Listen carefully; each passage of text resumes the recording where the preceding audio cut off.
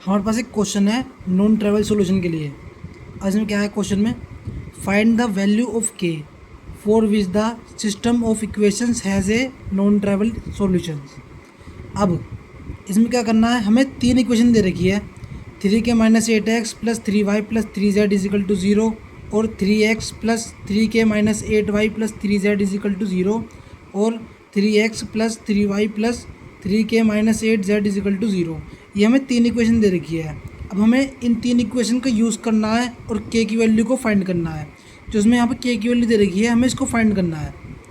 तो अब हमें क्वेश्चन में क्या गिवन है कि ये नॉन ट्राइवल सॉल्यूशंस है, सॉल्यूशन निकलेंगे इसके, इन इक्वेशन के नॉन ट्राइवल सॉल्यूशंस हैं।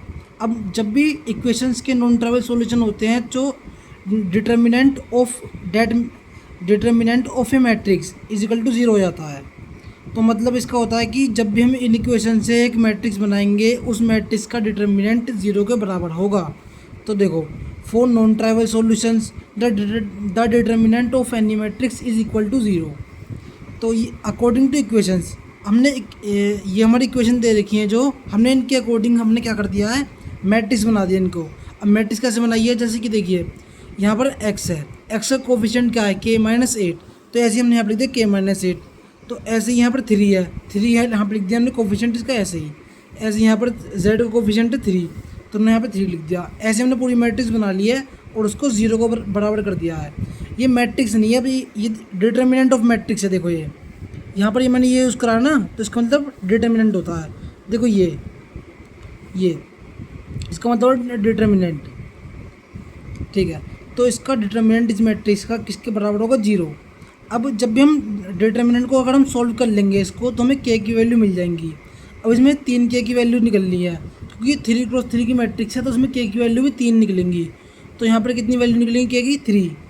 तो हमें 3 वैल्यूज़ निकालनी है। तो हमें इस डिटर्मिनेंट को सॉल्व करना है जो इक्वल टू 0 के बराबर है। इस डिटर्मिनेंट सोल्व करने के बाद हमें वैल्यूज़ मिलेंगी 3 k की।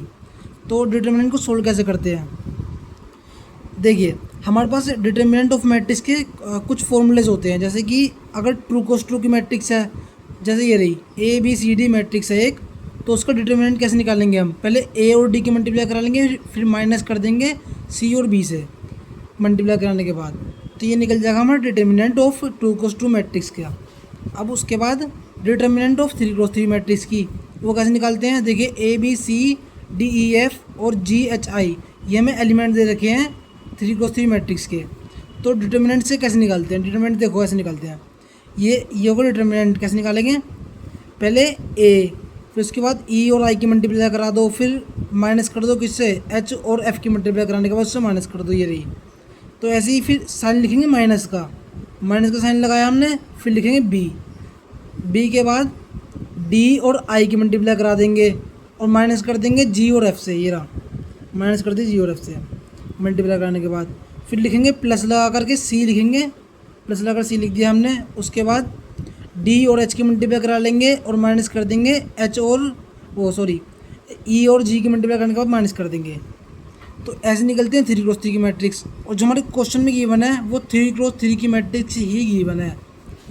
तो फिर अब डिटर्मिनेंट ऑफ n×n मैट्रिक्स भी होता है, तो उसको कुछ फॉर्मूला होता है, क्योंकि मैट्रिक्स बहुत ज़्यादा बड़ी जाती है तो सॉल्व करना मुश्किल हो जाता है। तो उसके लिए फॉर्मूला है सॉल्व करने के लिए, लेकिन हम अपने क्वेश्चन पर आ जाते हैं अब। लेकिन यार फॉर्मूला क्वेश्चन में यूज़ हो सकता है। देखिए 3x3 मैट्रिक्स के लिए कैसे करेंगे, ये देखिए ये रही।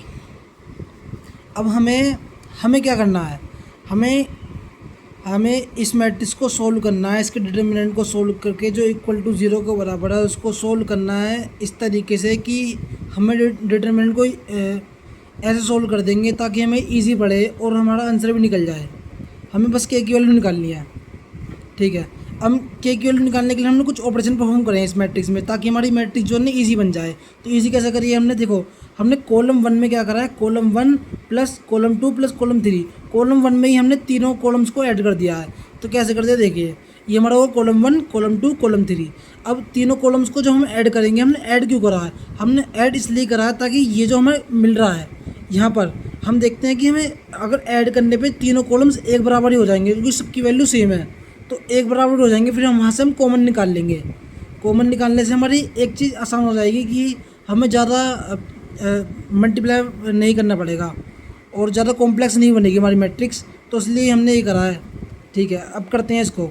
जब हमने इन तीनों मैट्रिक्स को आपस में प्लस कर लिया तो यहाँ पर हो जाएगा 3k और 3 + 3 6 और माइनस का 8 है, तो फिर कितना हो जाएगा 3k - 2, 3k - 2 ऐसी सभी मैट्रिक्स में आ जाएगा यहाँ पर। अब यहाँ से ये तीनों सेम आ गए। जब भी कोई हमारी एक रो या फिर कॉलम सेम हो जाती हैं तो हम क्या करते हैं, उससे कॉमन ले लेते हैं। उससे हमने कॉमन लिया 3k - 2 कॉमन ले लिया, यहाँ पर आ गया 1 1 1 कॉमन लेने के बाद 1 1 आ गया और बाकी सब सेम एज इट इज़ लिख दिया हमने = 0। अब हमें क्या करना है, अब हम इसको भी फर्दर क्या कर सकते हैं, हम इसको भी फर्दर सॉल्व कर सकते हैं। इसमें ऑपरेशन कुछ ऐसे लगा देंगे ताकि ये वाली और ये हम जीरो कर सकते हैं ना इसको भी, तो हम ऐसे इसमें ऑपरेशन लगाते हैं ताकि हम इसको भी ज़ीरो कर सकें। तो हमने कुछ ऑपरेशन ऐसे लगाया है कि R2 - R1। देखिए हम ऑपरेशन अपनी मर्जी से भी लगा सकते हैं, कुछ भी ऑपरेशन ऐसे लगा सकते हैं ताकि हमें आसान पड़े इसको सॉल्व करने में, बस इसलिए हमने ऑपरेशन लगाए हैं ये। ठीक है, R2 - R1 कर दिया हमने। ठीक है, अब R2 - R1 क्या है, मतलब कि अब R2 में हमें R1 से माइनस करना है। ठीक है, तो 1 - 1 क्या हो जाएगा यहाँ पे 0, ऐसे ही यहाँ पर तो 3k - 8 - 3 तो कितना हो जाएगा 3k - 11। तो ऐसे ही यहाँ पर 3 - 3 यहाँ पर हो जाएगा 0। देखिए हमारे 2 0 तो इससे बन गए और हमने एक रो में इंक्लूड और करी है, R3 भी इंक्लूड करी है, R3 - R1। इसका मतलब है कि जो R3 में हम माइनस कर रहे हैं R1 को। ठीक है, तो हम R3 में से R1 को माइनस कर रहे हैं, तो ये हो गई हमारी R3 - R1 क्या हो जाएगा यहाँ पर 0 आ जाएगा। तो ऐसे ही यहाँ पर 3 - 3 0 हो गया यहाँ पर भी। तो ऐसे ही यहाँ पर है 3k - 8 और -3 कितना हो जाएगा 3k - 11। तो हमारी मैट्रिक्स अब इस टाइम अब ये आ जाएगी, ये आ गई। अब उसके बाद हम इसे सॉल्व करते हैं। देखिए यहाँ आ गया हमारा कॉमन जो आया हमारा ये, और उसके अंदर कॉमन हमने ऐसे लिख लिया, ये रहा कॉमन लिख लिया। उसके बाद 3k - 11 का होल स्क्वायर = 0 कर दिया हमने। अब यहाँ पर क्या करा हमने, ये कैसे आया, ये हमने इस डिटर्मिनेंट को सॉल्व करा है कौन सा फॉर्मूले से, जो मैंने पहले आपको बताया था उस फॉर्मूले से सॉल्व करा है। तो ये हमने फॉर्मूला लगाकर इसको सॉल्व कर दिया। देखिए कैसे हमने इसकी आपस में मल्टीप्लाई कराई और मल्टीप्लाई कराने के बाद -0 कर दिया। ठीक है, तो इसका होल स्क्वायर आ गया। तो ऐसे ही जब 3 का करा हमने, 3 में 0 क्या हो जाएगा 0 हो जाएगा, 0 हो गया और ये भी 0 हो जाएगा मल्टीप्लाई कराने के बाद। ऐसे ही यहाँ पर देखिए ये भी 0 हो रहा है और ये भी 0 हो रहा है, तो आपस में 0 हो जाएंगे और बाकी बचेगा हमारे पास ये 3k - 11 का होल स्क्वायर। जब फॉर्मूले सॉल्व करेंगे 3 cos 3 वाले मैट्रिक्स के डिटर्मिनेंट वाले फॉर्मूले सॉल्व करेंगे, जब हम ये मिल जाएगा हमें। तो ये मिल गया आपस में। अब इसको फर्दर सॉल्व करते हैं तो हमें k की वैल्यूज़ मिल जाएंगी, ये रही 3। k की वैल्यू कैसे निकलेंगी अब 3k - 2 = 0, तो 2k = 2/3 वैल्यू आ जाएगी। एक वैल्यू ये आ गई। तो ऐसे ही हमने 3k = 11 आ गया एक, और k की वैल्यू क्या हो जाएगी 11/3। अब इसका होल स्क्वायर है तो फिर यहाँ पर हो जाएगा 2 बार 11/3।